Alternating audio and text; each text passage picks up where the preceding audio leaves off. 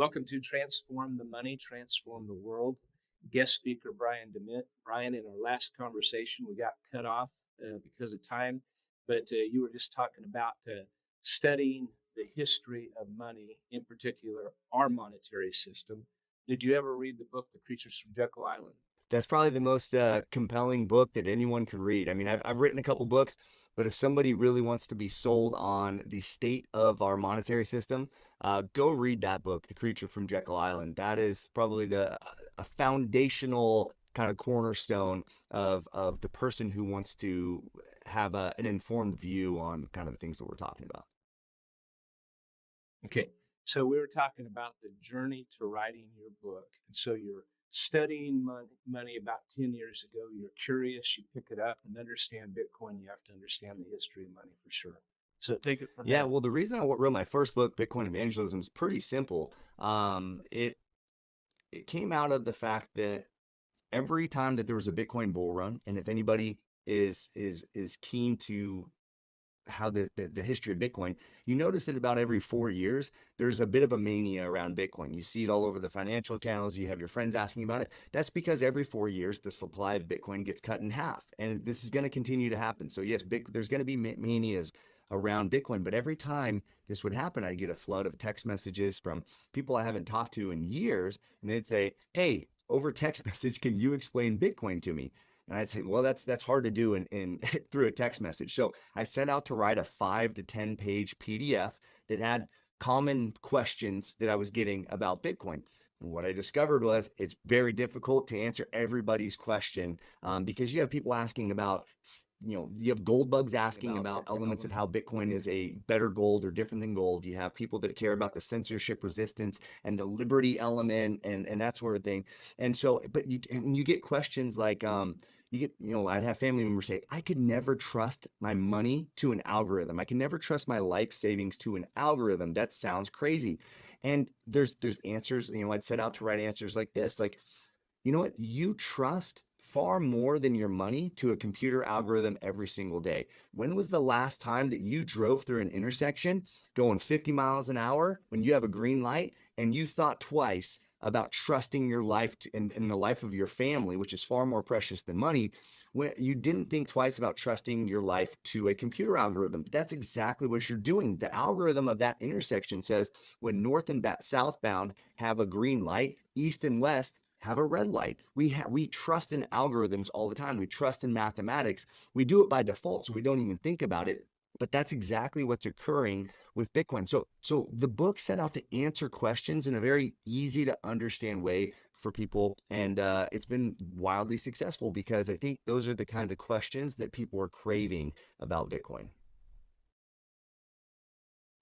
Yes, we're going to cover this a little bit more in another episode. And some things you just said right there, I asked you to do about 10 shows with me, and what you just dove into right there, it might be 20 shows that you're going to have to do with me. But what is your shortest elevator pitch to explaining I'd Bitcoin? say that the most prevalent thing, the most in your face thing you see every day right now or see people talking about is inflation. You go to the gas pump, you go to the grocery store. So that's the one thing that speaks to everybody. And I ask people, do you know why this is happening? They say, yeah, because the government's printing money. Well, now it's more complicated than that because the Federal Reserve and this, but yes, at the end of the day, our government is borrowing more than it's taking in, which causes an inflation in the currency supply. So people, they kind of generally understand that, but they don't realize that there's a fix out there. And I say that that's what's so beautiful about Bitcoin is that there's only ever going to be 21 million. Imagine if the money in your pocket, imagine if that $100 bill you had, if you knew that it represented 0.001% of the economy, then you know exactly what share of ownership you always have in the economy. But when they continue to print more, it's like owning a company, but getting your shares diluted. That is theft from you. That is stealing from you and your family and your future generations. And so that speaks to the heart. And I think that's the simplest elevator pitch for anybody universally across the board.